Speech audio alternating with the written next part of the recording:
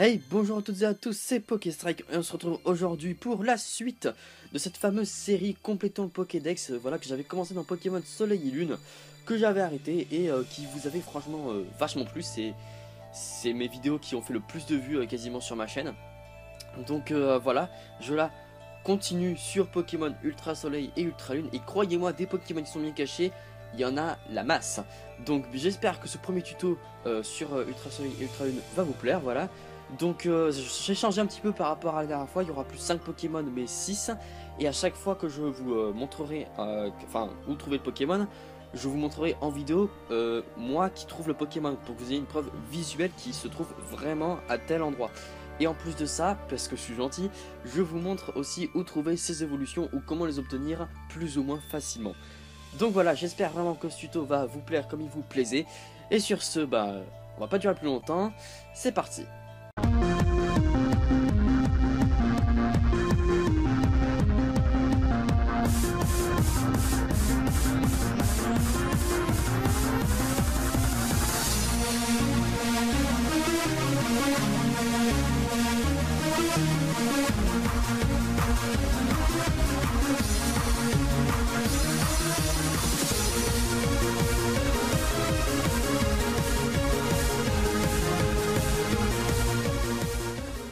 On commence avec un Pokémon tout mignon qui s'appelle Ptiravi. Bon, celui-là, je pense que vous le connaissez bien. Et bien pour le trouver, c'est pas si compliqué que ça. Il suffit que vous trouviez un bébé Pokémon. Donc par bébé Pokémon, j'entends du type Azuril ou un Frex. Si jamais vous ne connaissez pas tous les bébés Pokémon, ce qui serait logique d'ailleurs, je vous mets leur liste dans la description. Voilà, comme ça vous saurez quel Pokémon prendre pour qu'il appelle à l'aide. Et ensuite ce bébé Pokémon, comme je viens de le dire, n'a plus qu'à appeler à l'aide. Et du coup, Ptiravi apparaîtra. Bon, pas forcément du premier coup, mais il n'est pas si rare que ça et apparaîtra en peu de temps généralement. Pour son évolution le Vénard, vous avez deux solutions. Soit vous faites gagner un niveau à votre Ptiravi durant la journée, sachant qu'il faut qu'il tienne une pierre ovale, qui peut être au passage obtenue par un Ptiravi, tout simplement, car des fois les Ptiravis tiennent une pierre ovale, ou être obtenu sur le Poké Loisir sur une certaine île. Ou alors, vous le trouvez à la plaine de Pony, mais attention, il est rare, il est très rare même. Enfin, vous pourrez le trouver, mais il a quand même dans les 5% de chance d'apparition, donc bonne chance pour le trouver. Pour l'Euphorie, la dernière évolution, vous n'avez pas d'autre choix que de faire évoluer votre Levénard par bonheur. Et si vous voulez une méthode pour faire cela le plus vite possible, eh bien je vous mets une de mes vidéos dans la description, un lien de ma vidéo, voilà, qui indique comment faire monter rapidement le bonheur d'un Pokémon rapidement. Donc je l'avais fait pour qu'un type 0 évolue en Sylvanier, mais ça marche très bien aussi pour les autres Pokémon. Et encore, si vous avez la flemme de le faire évoluer par bonheur, vous pouvez toujours trouver un Levénard, comme je l'ai dit dans la plaine de Pony, et le faire appeler SOS un Euphorie. Mais là encore, les chances sont faibles qu'un Euphorie apparaisse. Donc je vous conseille plutôt la méthode du bonheur qui n'est pas si longue que ça au final. On passe maintenant à la petite évolution de la mascotte de Pokémon, je parle bien sûr de Pichu.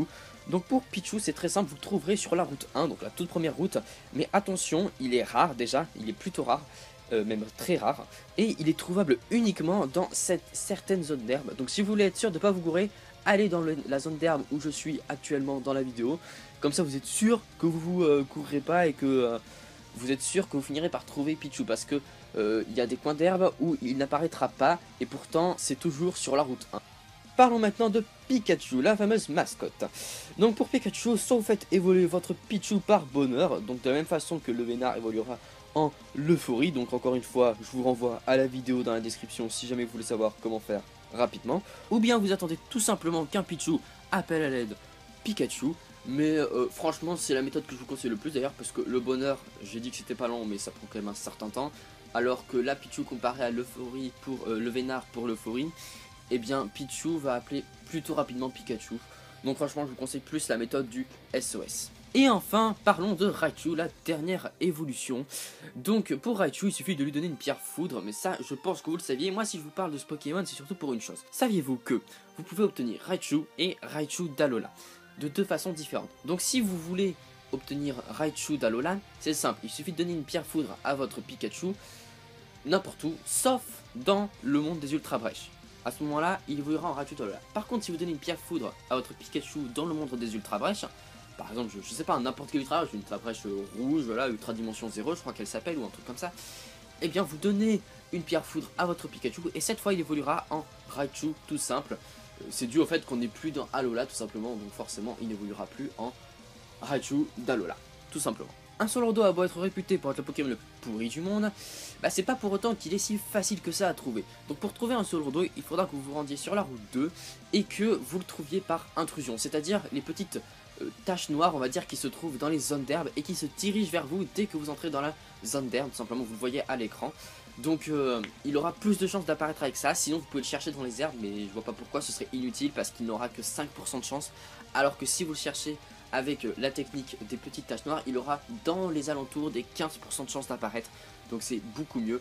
Et il suffit simplement de sortir et de rentrer de la zone pour faire réapparaître la tache noire, donc tout simplement voilà, il n'est pas si compliqué en soi à trouver, ça demande juste un petit peu de patience, mais voilà, il fallait savoir quand même, donc je tenais à en parler.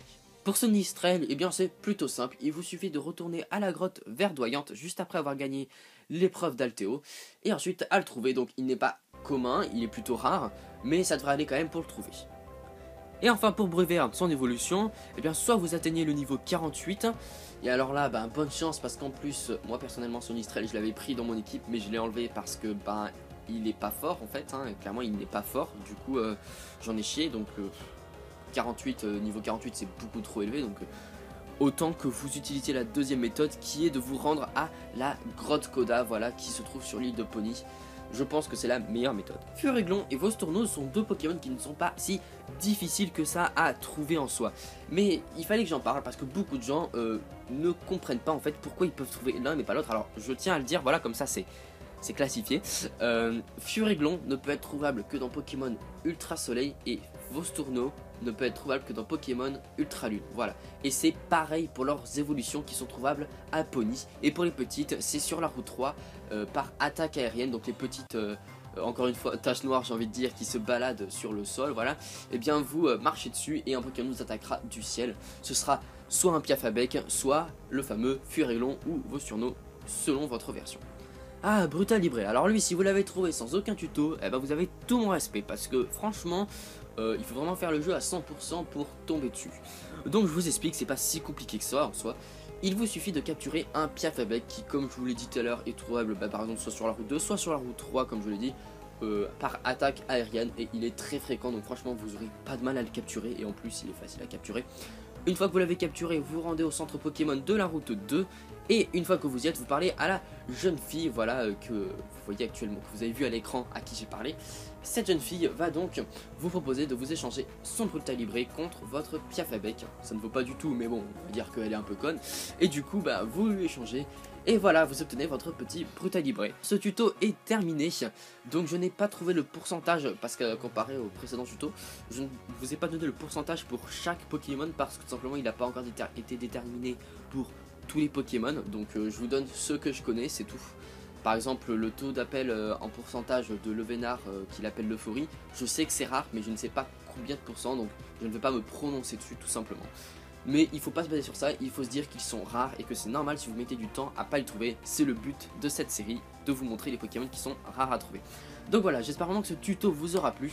Avant de vous quitter, bah, je tenais à vous m'excuser un petit peu de ne pas sortir de vidéos souvent en ce moment, mais c'est parce que tout simplement j'ai pas le temps, c'est compliqué, donc voilà, et puis j'ai un emploi du temps le week-end, donc forcément j'ai pas tout mon temps pour faire mes vidéos.